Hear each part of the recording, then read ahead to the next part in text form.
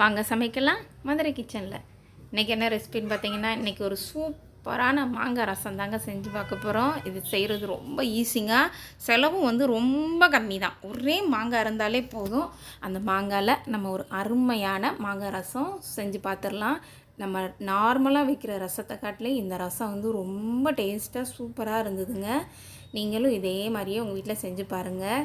இந்த சீசன் நேரத்தில் தான் இந்த மாதிரி மாங்காய் ரசம்லாம் வச்சு நம்ம சாப்பிட முடியும். அதுக்கப்புறம்லாம் நம்மளுக்கு வந்து எப்பயும் போல் நார்மலாக புளி ரசம் வச்சு தான் சாப்பிடணும். அதனால் நம்ம வந்து இந்த சீசன் நேரத்தில் நம்மளுக்கு பிடிச்ச மாதிரி நல்ல மாங்காய் ரசம், மாங்காய் தொக்கு, மாங்காய் ஊறுகாய், மாங்காய் பச்சடி இந்த மாதிரிலாம் நிறைய செஞ்சு சாப்பிட்லாம். அதுக்கு நம்ம வந்து நான் இப்போ வந்து ஒரு மாங்காய் பெரிய சைஸ் மாங்காய் எடுத்து அதனால் தோல்லாம் நல்லா இந்த மாதிரி சீவி எடுத்துக்கோங்க. நம்மளுக்கு வந்து அந்த தோல் தேவைப்படாது.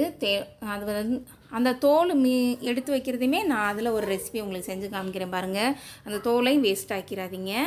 ஆனால் வந்து நம்ம வந்து இந்த தோல் வந்து நல்லா அந்த பச்சை கலரில் இருக்கிறதெல்லாம் எல்லாத்தையும் எடுத்துட்டு நம்மளுக்கு தேவை வந்து அந்த மாங்காயில் இருக்க அந்த பல்ப்பு மட்டும்தான் வேணும்.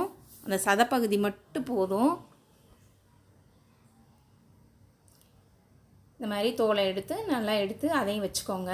அதில் துவையல் பண்ணி சாப்பிட்லாங்க, சூப்பராக இருக்கும். வேர்க்கடலை போட்டு துவையில் அரைச்சி சாப்பிட்டிங்கன்னு வச்சுக்கோங்க, சும்மா டேஸ்ட் அட்டகாசமாக இருக்கும். அது நான் உங்களுக்கு அடுத்த வீடியோவில் செஞ்சு காமிக்கிறேன். இப்போ நம்ம வந்து இந்த மாங்காயில் இருக்க அந்த சதப்பகுதியை மட்டும் நல்லா கட் பண்ணி எடுத்துக்கோங்க. இது சைஸ் எல்லாம் கணக்கு கிடையாதுங்க.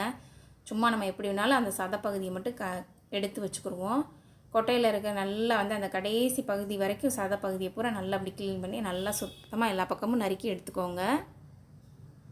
இப்போ அதை குட்டி குட்டியாக நறுக்கி வச்சுக்கோங்க.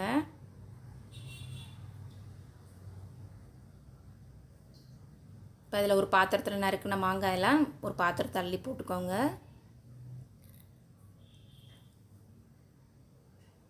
இதில் ஒரு 1/4 ஸ்பூன் அளவுக்கு மஞ்சப்பொடி சேர்த்துக்கோங்க. இது 2 பிஞ்சு அளவு இருக்கும். அதுக்கப்புறம் வந்து ஒரு 1/4 ஸ்பூனுக்கு கொஞ்சமாக கூடுதலாக உப்பு சேர்த்துக்கோங்க. இதில் 2 கப்பு தண்ணி சேர்த்துக்கோங்க. தண்ணி சேர்த்துட்டு மிக்ஸ் பண்ணி விட்டுட்டு நம்ம வந்து அடுப்பில் வச்சு நம்ம வந்து ஒரு 5 நிமிஷம் மட்டும் வேக வச்சிங்கன்னா போதும். நல்லா வந்து அந்த மாங்காயெல்லாம் மசிஞ்சு வெந்துடும். இப்போ நம்ம ஒரு மிக்ஸி ஜாரில் வந்து 1/4 ஸ்பூன் சீரகம் எடுத்துக்கோங்க, 1/4 ஸ்பூன் வந்து மிளகு எடுத்துக்கோங்க. அதோடய ஒரு 10 பீஸ் அளவுக்கு நான் வந்து வெந்தயம் எடுத்திருக்கேன். ரொம்ப வெந்தயம் சேர்க்க வேண்டாம். இதை நல்லா வந்து பவுட்ரு பண்ணிடுங்க. இதெல்லாம் வறுக்கெல்லாம் வேண்டாங்க, அப்படியே ராவாகவே நம்ம சேர்த்துக்கலாம். இப்போ பாருங்கள், இந்த மாதிரி குறன்னு கொஞ்சம் அப்படி நம்ம ரசத்துக்கு நுணுக்கிற மாதிரி தான், அந்த அளவுக்கு மட்டும் நல்லா பவுட்ரு பண்ணிக்கோங்க. இதோட வந்து ஒரு 10 பீஸ் அளவுக்கு நான் வந்து பூண்டு, சின்ன பல்லுன்றனால 10 பீஸ் சேர்த்துருக்கேன். நீங்கள் பெரிய பல்லாக இருந்தால் ஒரு 5 பீஸ் 4 பீஸ் வரைக்கும் சேர்த்துக்கோங்க போதும். அதையும் நல்லா வந்து ரொம்ப அப்படியே பொடிச்சிடாமல் கொஞ்சம் அங்கங்கே வெள்ளைப்பூடு வந்து திப்பியாக இருக்கிற மாதிரி கிரைண்ட் பண்ணிக்கோங்க. இப்போ பாருங்கள், நம்ம 5 நிமிஷத்துலேயே நல்லா மாங்காய் வெந்துருச்சு. இப்போ வெந்த மாங்காவை தண்ணியை மட்டும் நல்லா வடிகட்டி எடுத்துக்கோங்க. இப்போ வடிகட்டி எடுத்ததுக்கப்புறம் இந்த தண்ணி நம்மளுக்கு தேவைப்படும் வச்சுருப்போம். இப்போ மாங்காயை ஒரு பாத்திரத்தில் வடிகட்டின மாங்காவை சேர்த்துட்டு நல்லா பருப்பு மற்ற வச்சு அப்படியே நல்லா மசிச்சு விட்டுக்கோங்க. ரொம்ப மசிக்கணுன்றது கணக்கு கிடையாது. அங்கங்கே கொஞ்சம் திப்பியாக இருந்தால் அதுவும் இந்த ரசத்துக்கு வந்து நல்லாயிருக்கும். இப்போ நம்ம இருத்து வச்சுருக்க அந்த மாங்காய் வேக வச்ச தண்ணியும் இதோட சேர்த்துக்கோங்க. சேர்த்துட்டு நல்லா கலந்து விடுங்க. இப்போ பாருங்கள், அங்கங்கே கொஞ்சம் திப்பியாக தான் இருக்கும். ஆனால் வந்து சாப்பிடும்போது சாதத்தில் வச்சு சாப்பிடும்போது சூப்பராக இருக்குங்க. இருக்கட்டும். இதோட வந்து நம்ம வந்து சீரகம், மிளகு, வெள்ளைப்பூடெல்லாம் நுணுக்கி வச்சுருக்கோம்ல, அதையும் சேர்த்துக்கோங்க.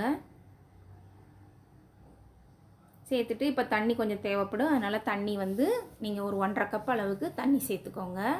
நம்ம ஏற்கனவே உப்பு போட்டு மாங்காயெல்லாம் வேக வச்சுருக்கோம், அதனால் உப்பு தேவையில்லை, அந்த உப்பே போதும். இதோட ஒரு கைப்பிடி அளவுக்கு கருவேப்பிலை, ஒரு கைப்பிடி அளவுக்கு கொத்தமல்லி, அதையும் நல்லா புதுசாக நறுக்கி இந்த ரசத்தோடு சேர்த்துக்கோங்க. சேர்த்துட்டு இப்போ கடாயில் வந்து ஒரு 1.5 ஸ்பூன் அளவுக்கு எண்ணெய் சேர்த்துக்கோங்க.